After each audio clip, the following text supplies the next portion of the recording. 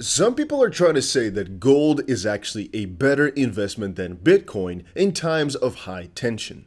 And I, in this video, would like to dispute that specific fact, plus cover a ton of crypto news that I think is relevant. But starting out with this specific gold point, think about it. Try to get your gold to the other side of the world. Try to pay for some goods with gold. Even though I honestly think if you're looking for something which is going to stay stable, gold is honestly better. And so it just depends on what you're looking for and depends on your definition. The preservation of wealth, gold literally might act better. But, and this is an honest little fact of mine, if we're talking about what will most likely appreciate, do well, and keep on increasing your capital over longer periods of time, or this is important, is something to hedge against your current, basically, valuation, against your current portfolio that is actually really useful, like normal currency, cryptos really take the cake. And again, I'm very biased towards crypto because I use it all the time and I like it a lot.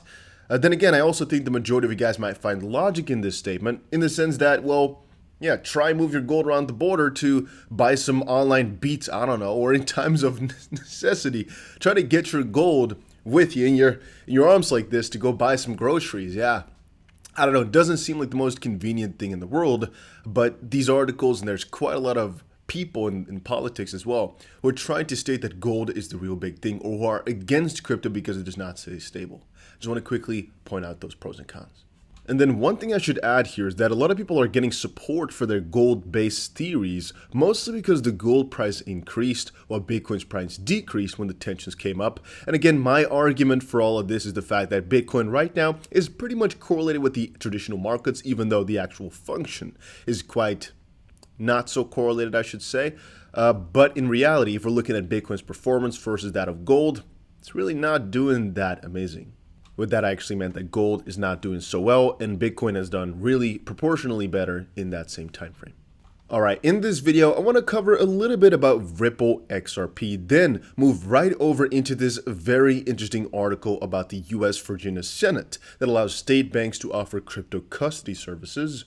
I want to then move over into a very interesting and very enticing article that says that Switzerland is allowed to freeze Russian crypto assets because they're going for no more neutrality. This is this very scary article, and I want to cover that in depth. And then there's a couple of articles which relate to that, like for example, this one right here, Coinbase ready to ban all Russian users if government decides to impose a ban. And last but not least, English Premier League club having a very juicy crypto partnership.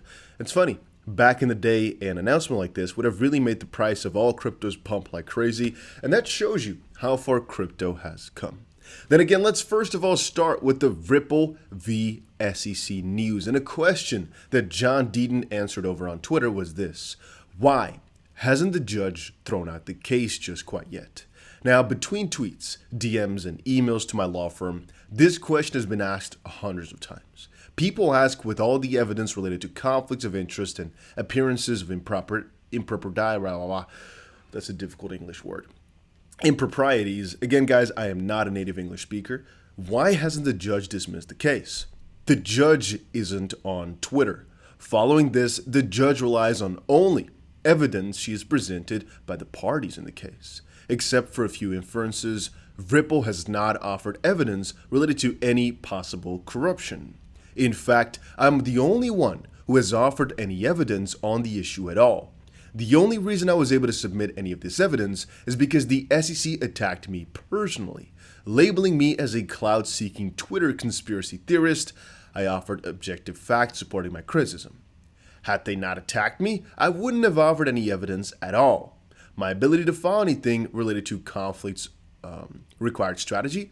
Moon Lambo, Stephen Chip, and Jeff on the Chain can attest to this strategy because I sent them an email predicting the attack before it happened. We can't conflate what's stated on Twitter or YouTube with what the judges actually review. For example, emails between Hinman and his law firm that Empower US received via the FOIA litigation are not part of the Ripple case. The judge hasn't been provided any of those emails, and that is actually something I wasn't really too aware of. The fact that I would say the majority of emails are on different lines. Like, for example, we've talked a lot on this channel about the 63 William Hinman emails, which relate to the William Hinman speech. But there's also a ton of emails regarding, again, what Empower.us was basically seeking in the Ripple v. SEC case. Everything that went into consideration about whether or not the individuals there basically had acted with conflicts of interest. They're two separate stories. And the point that John likes to make here is that people shouldn't expect the judges to throw out the case based on evidence that isn't actually presented to the judge. I've seen criticism of judges because they aren't doing something they haven't been asked to do. It just doesn't work that way. I realize people are frustrated. I am as well. If you want something done, then we have to get congressional oversight committees to ask for an investigation. Go to Crypto Law US and use the Connect to Congress app. International holders use the international app for it. And if you are looking to help, if you're looking to do something in the Ripple v. SEC case, or more importantly, against strange things that are happening at the SEC, the best thing, I think personally as well, that you can honestly do is connect to Congress and let them be investigated. Remember, guys, Empower.us is already looking into them, but it's really hard. It's been a hard battle, and so we can help through that specific app to get a little bit more pressure on top of it. But here's some good stuff. Linkto, they just said this: we don't believe XRP is a security, so we're using it as a currency. Linkto, which offers retail investors a chance to invest in private tech companies, also gives them the opportunity to pay for their investments using XRP and other cryptos. Linkto says they disagree with the SEC's assessment that XRP is a security and have sold a substantial amount of equity in Ripple over the past 2 years using XRP. Because remember, you can actually buy Ripple stock using XRP, which is rather funny. My question, if the SEC believes XRP is a security, why are they allowing it to be used as a vehicle to buy other securities, which again are properly registered? But also, and this is something I press on a lot of times, why did they allow MoneyGram to sell XRP? Why are they still allowing Ripple to send money to their affiliates, basically, to their exchanges and whatnot, to still sell XRP? Why are they still allowed to sell XRP? Once more, it proves to me, right now, as it currently stands, XRP is not a security anymore. It's only about the past, which means Ripple's already won, but I digress. And why are they allowing, let's see this, U.S. investors to buy and sell it on exchanges like Uphold still, They haven't thrown an preliminary injunction or anything against Uphold still. And so the fun part, and this is interesting to me, if they knew so certainly that XRP was a security, I think they would have actually made an official order that any U.S. exchange take it off right now. But no, what they've done is allege something like, hey, we think XRP is security, here's why. And the reason that's so critical is because, as we stated before, the fact that Gary Gensler said we'll lose some, we're just trying to kind of get people on the right side of the line and form a basis, I think it kind of shows that Gary Gensler and the entire SEC are not necessarily here to win the case. They're just in here to get some sort of basis down for crypto on the record. And so they just alleged some stuff. This is honestly what I'm thinking, without really knowing whether or not they'd win. They just attacked them just for the sake of attacking to get some basis of the way that the U.S. is going to regulate crypto. Again, my thoughts. Moving on, U.S. Virginia Senate allows state banks to offer crypto custody services. So let's take a little bit of a look. Delegate Christopher T. Ed introduced the bill, House Bill number 263, back in January of this year, seeking an amendment to allow eligible banks to offer crypto custody services. And now the beautiful news comes out that the Senate of Virginia in the U.S. unanimously approved a bill amendment request that now allows traditional banks operating in the Commonwealth of Virginia to provide virtual currency custody services. Big clap, I can't say anything negative about this one. Very nice. What else can I say? A bank may provide its customers with virtual currency custody services so long as the bank has 26 adequate protocols in place to effectively manage risk and comply with applicable laws. Two main things, maybe three. First of all, I think that this is in the Senate of Virginia or whatever's best interest. Second of all, this is not necessarily only good. Why? Look at the next article. Take a look. Switzerland to freeze Russian crypto assets. I honestly think, as it currently stands, you are allowed to hold crypto in any state in the US, right? If I'm not mistaken, it's just officially allowed. Maybe not buying and selling in the easiest way everywhere, but you're allowed to hold it. So what they're doing is making it so that you have to store your crypto in specific baskets, like, for example, through the custody of whatever in the U.S. state of Virginia. And what that allows them to do is, theoretically speaking, see exactly how much crypto you have. Specifically, if you're a bigger company, they can see exactly, or a wealthier individual can see exactly how much crypto you have, how much you got in that digital asset, which is nice for them.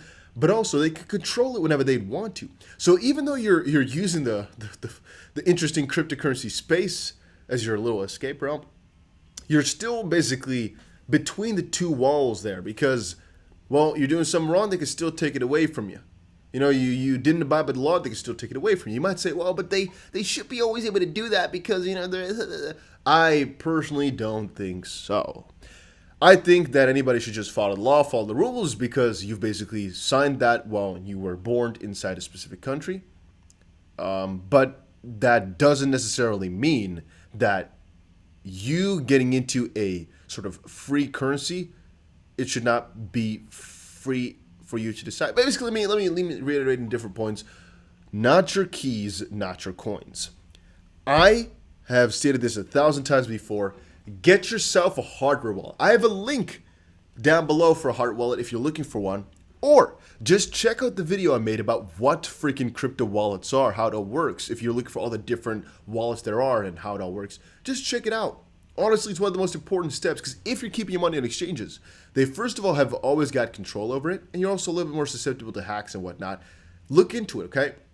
I only keep on exchanges what I'm looking to trade, what I'm looking to make money with, not what I want to keep forever. And I highly recommend these custody people, so these are usually high net worth individuals or companies, to also just look into self-storage, but potentially multi-signature, whatever, so that you don't need a party that, I guess, theoretically speaking, could take your money away, like we've seen now in Switzerland. Because again, what happened here is Switzerland federal government is planning to seize Russian crypto assets inside its borders, including those held by corporate entities and billionaires, multiple news outlets reported. Now, as we know, you can't really take away any crypto from anybody if they hold it themselves, only if you have it, pointed out anywhere, but I guess these guys most likely don't. Here it says that 1,100 blockchain firms have selected Switzerland or Liechtenstein as some of their home bases. A lot of VCs, a lot of other crypto companies I know are in Switzerland. But apparently, they're looking into getting some money for that from a certain perspective, right? And I'm interested. I'm very interested to see how this is going to turn out. I just kind of got a reminder. Be careful with where you store your money, and be careful with who knows exactly where you have what, I guess. Then on the same note, Coinbase is ready to ban all Russian users if the government decides to impose a ban. So here it says that they've announced that this crypto exchange, Coinbase, is ready to clamp on all Russian users should the US government decide to impose a ban.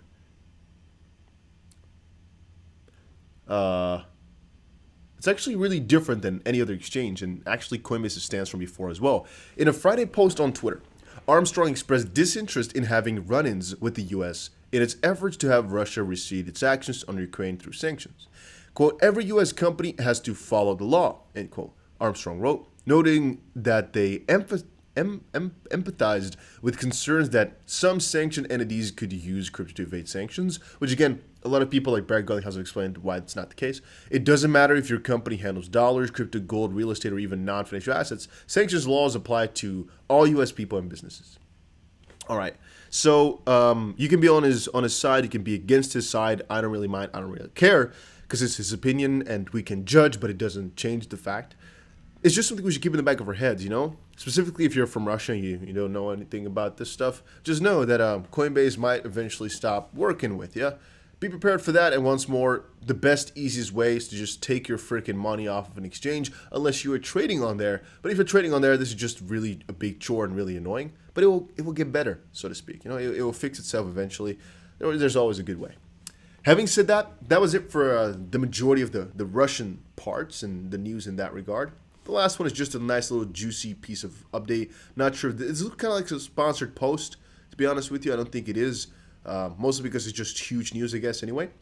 But apparently, OKX just announced a major partnership with Manchester City. I guess in their major rebrand from OKX to OKX, they decided to go for something big like that, and I guess it's exciting. Not sure exactly how good the token is doing because of this announcement. But it was already expected for Manchester City to do something along these lines because previously they already were building the first Metaverse Stadium, we talked about this. And right now, a big partner like that, it's good stuff for crypto. You know, they're following into the steps of FTX and crypto.com, and most likely eventually it'll be the standard for a lot of these crypto companies to be everywhere as the ecosystem is growing like crazy.